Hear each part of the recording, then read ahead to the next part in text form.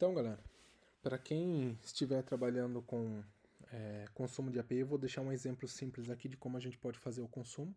Existem várias formas de eu consumir uma API, né, usando até o recurso nativo do Angular, mas eu vou usar o nativo do JavaScript aqui mesmo pra gente, beleza? Na nossa API de fetch.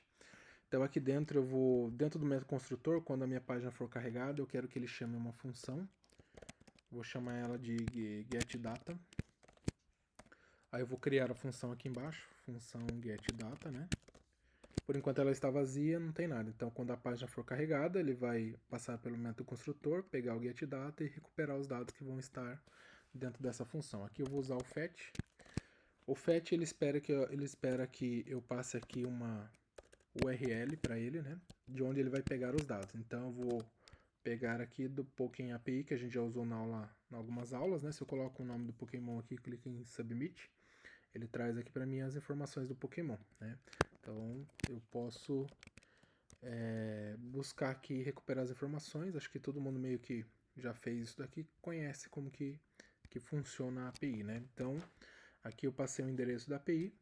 Quando ele recuperar esses dados, eles vão vir no modo string, então a gente vai ter que fazer uma conversão. Quando a gente tem um sucesso na nossa requisição, o retorno dessa resposta ele vai cair dentro do primeiro den que tem, né? Dentro desse den, eu preciso criar uma função, seria mais ou menos isso, minha função. Seria isso que eu teria que fazer e aqui dentro fazer todo o código que eu precisasse. Só que a gente tem uma função mais... A gente pode colocar uma função simplificada, né, que é o arrow function. Então isso significa que eu não vou chamar essa função, então eu não preciso pôr nome para ela, né? Eu posso tirar esse function aqui e deixar aqui um sinal de igual, né? Só que isso daqui é quando ela tem o return, ela vai retornar algum valor para mim, né? Então quando ela tem o return, eu deixo ela dessa forma. Posso fazer ela dessa forma também, né? Quando ela não tiver return, eu consigo trabalhar ela também, né? Então tem várias formas que eu posso ir ajustando minha função de acordo com o que eu preciso. Posso deixar com parênteses, posso deixar sem parênteses. Nesse caso, eu vou passar os dados que vão ser retornados da minha API para dentro de dados. E vou fazer um return, então por isso eu vou tirar aqui essa opção aqui, vou simplificar mais ainda o nosso código e vou falar, ó, dados JSON vai ser convertido, né? Então ele vai fazer um return para mim. Então quando eu coloco sem a nossa chave, significa que ele vai fazer um return. Então ele vai fazer a conversão dos dados e vai retornar para a gente esses dados convertidos. Quando ele retornar, quando a gente põe o return dentro do den, os dados vão ser enviados para o próximo den, que é esse daqui. Então nesse próximo den eu vou fazer mais uma arrow function. Como agora não tem o return, eu vou utilizar então as nossas chaves aqui, vou fazer um console.log dados, e aí eu vou conseguir visualizar os dados que vão ser retornados pela nossa API. Salvei, atualizei, né? Vou fazer um npm run start de novo para subir no servidor. Como eu demorei para digitar e corrigir os erros aqui, ele acabou parando o servidor, né? Eu vou ver se eu corrijo isso daí é a configuração do nosso container, para que ele não pare. Se você usar isso na máquina local, ele nunca para, ele sempre fica rodando. É algum problema relacionado aqui mesmo ao CodeSpace, beleza? Então ele vai subir aqui o nosso servidor, subiu.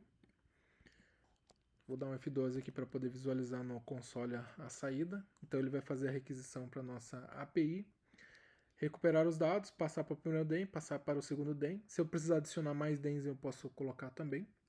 Então tá aqui, ó. Então ele conseguiu recuperar os dados da API, pegou lá habilidade, formas do Pokémon, né? Então a mesma informação que está sendo exibida aqui nessa região aqui, beleza? Aí eu posso também fazer aqui, se eu quiser detectar algum erro que possa ocorrer, eu posso fazer um catch, né? E esse catch ele vai receber um erro, né?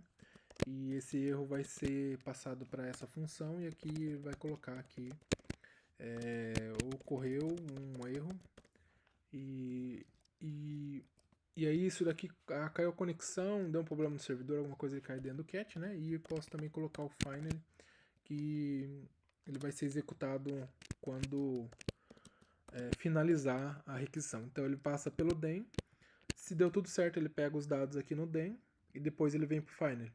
Se der algum erro ele cai no catch e depois ele vem para o final. Então aqui eu poderia criar uma variável aqui, isLoading por exemplo, que é do tipo booleano, que é igual a false. Aí eu posso, assim que eu for começar a requisição, eu posso fazer this, eu tenho que usar o operador this, porque a variável está aqui em cima, isLoading, ele já até reconhece ela aqui, colocar como true. Aí eu posso usar ela para fazer um load na minha página, e quando terminar o processo todo, eu faço isLoading igual a false para finalizar o carregamento aqui do processo da nossa API. Né? Então, independente se der certo ou der erro, ele vai fazer o carregamento aqui para mim. Se você não quiser renderizar o erro para o usuário, você pode usar uma pattern aqui de um contexto para fazer isso aqui somente para exibir o erro no console e não aparecer isso para o cliente. Então, quando você usa underlines, é só contextual para mostrar que não o significado que não é para exibir para o cliente daí a representação do erro aqui, beleza? E aí a gente já consegue fazer o consumo. Então aqui você coloca o endereço da sua API para você poder trabalhar e daí fazer a busca dos dados da API, ok?